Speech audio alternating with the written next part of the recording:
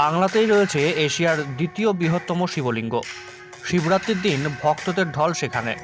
শিবরাত্রি উপলক্ষে আজ নদিয়ার দ্বিতীয় বৃহত্তম শিবলিঙ্গে জল ঢালার জন্য ভক্তদের ভিড় লেগে গিয়েছে। আজ মহাশিবরাত্রি। সারা দেশের ভক্তরা আজকের দিনে শিবের মাথায় জল ঢালেন আর তার পূজা করেন। নদিয়া জেলার মাঝদিয়ার কৃষ্ণগঞ্জ এলাকায় রয়েছে এশিয়ার দ্বিতীয় বৃহত্তম শিবলিঙ্গ।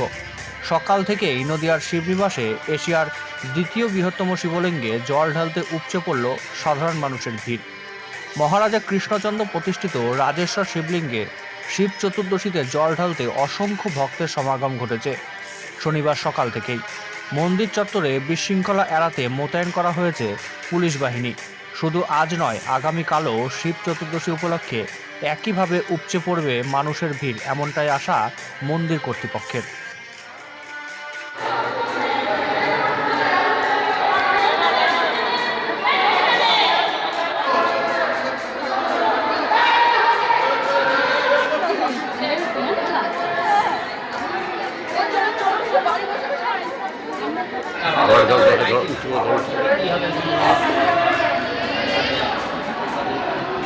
আচ্ছা, আজকের দিনে শিবনিবাসে এলেন কেন?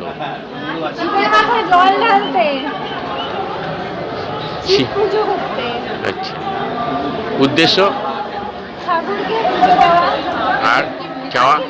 চাওয়ার কিছু না। আচ্ছা, মহাদেবের ভীষণ বড় ভক্ত, একদম ছোটবেলা থেকে পুজো করে এখনো আজকে ডিউটি করেছে, এখানে সুযোগ এসছে বাবার কাছে আসা, তাই এখানে একবারে আপনার নাম? কোথায় পোস্টিং? স্বপন ভট্টাচার্য, পুরোহিত শিবনিবাস মন্দির। এই মন্দির প্রতিষ্ঠা হচ্ছে নদিয়ার রাজাধিরাজ কৃষ্ণচন্দ্রের সময়ে উনি করেছিলেন। যখন চারিদিকে বর্গী হাঙ্গামা শুরু হলো, তখন ওনার পরিবার বর্গকে নিয়ে চিন্তায় পড়লেন।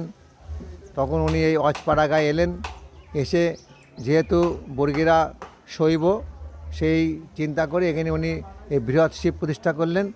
যে শিব এখন এশিয়া মহাদেশের দ্বিতীয় বৃহৎ এবং কষ্টি পাথরের তৈরি, উচ্চতায় 9 ফিট, ব্যাসার্ধ 36 ফিট।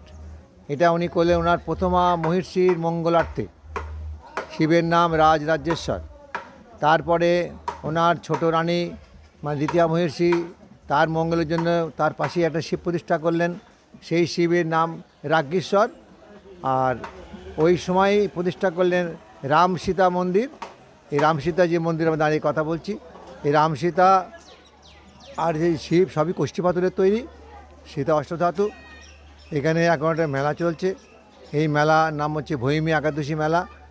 সরস্বতী পুজো 6 দিন পর যে পঞ্চমী হয়, তার 6 দিন পর আপনার হচ্ছে ভৈমী একাদশী। ওই দিন থেকে 18 দিন মানে আগামীকাল শিব চতুর্দশী মানে শিবরাত্রি, এটা হলেই এই মেলা ফুরিয়ে যাবে। আবার একটা মেলা হয় শ্রাবণ মাসে। ভক্তরা নবদ্বীপ ধাম থেকে পবিত্র গঙ্গা বাড়ি এনে শিবের মাথায় দেন। প্রচুর লোক হয়, শেষের সোমবারটায় বেশি হয়। এই দুটো মেলা এখানকার বড় বড় মেলা। শিবরাত্রি উপলক্ষে কত মানুষের ঢল হয়? ও হাজার হাজার লোক আসবে, প্রচুর। নদিয়া পুলিশ আমাদের সর্বত্র কারণে, কৃষ্ণনগর পুলিশ সহযোগিতা করে, কৃষ্ণনগর থানা সহযোগিতা করে। কাল সব পুলিশ বাহিনী আসবেন, আমাদের কৃষ্ণনগর ফায়ার ব্রিগেড সহযোগিতা করেন,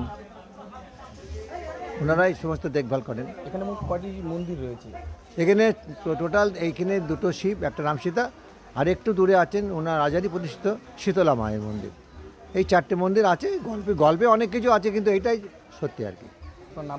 স্বপন ভট্টাচার্য, পুরোহিত শিবনিবাস মন্দির।